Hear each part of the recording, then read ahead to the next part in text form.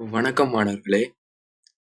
தற்போது இந்த வீடியோல நாங்க பார்க்க போறது தரம் 5 புலமை பரிசில் பரீட்சையில் கேட்கப்படுற பொது அறிவு வினாக்கள். இப்படியான பொது அறிவு வினாக்கள் நான் உங்களுக்கு நிகழ்நிலை ஆசான் சேனல்ல அப்லோட் செய்து கொண்டிருப்பேன். நீங்க அதை பார்வையிட்டு பயன்பெற்றுக் கொள்ளலாம். தற்போது முதலாவது வினா என்னென்று பார்ப்போம். எப்பாத்திரத்தில் சமைக்கும் போது தேசிப்புளி பயன்படுத்தக்கூடாது? நீங்க எந்த பாத்திரத்துல சமைத்தா தேசிப்புளி பயன்படுத்தக்கூடாதுண்டா? அலுமினிய பாத்திரம். இரண்டு அலுமினிய பாத்திரம் தேசிப்புளி அலுமினிய பாத்திரத்தை அரித்து விடும். அரிச்சா ஓட்டையா போடும் அலுமினிய பாத்திரம். அதால அலுமினிய பாத்திரத்துல தேசிப்புளிய பயன்படுத்தக்கூடாது. இரண்டாவது கேள்வியை பார்ப்போம்.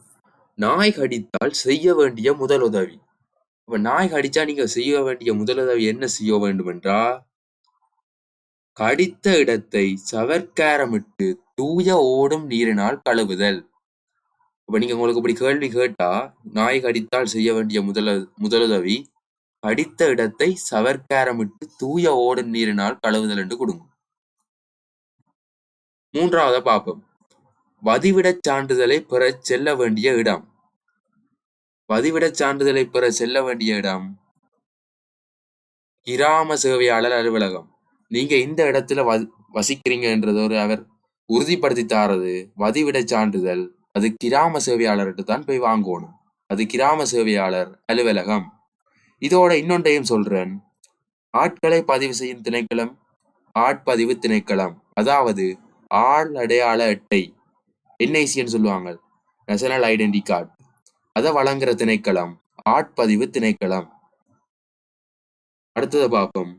சுவரோவியங்களுக்கு பிரசித்தி பெற்ற இடம், அதாவது இலங்கையில சுவரோவியங்களுக்கு பிரசித்தி பெற்ற இடம் சிகிரியா. அது காசியப்பனால் வரையப்பட்டது சிகிரியா. சுவரோவியங்களுக்கு பிரசித்தி பெற்ற இடம்.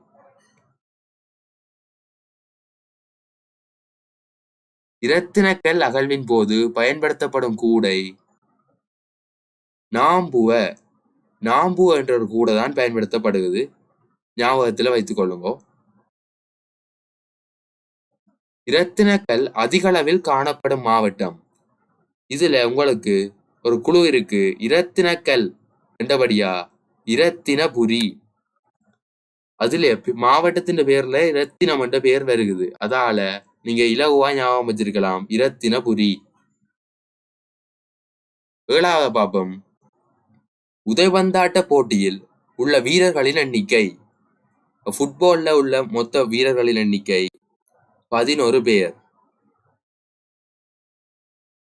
எட்டாவது கேள்வி.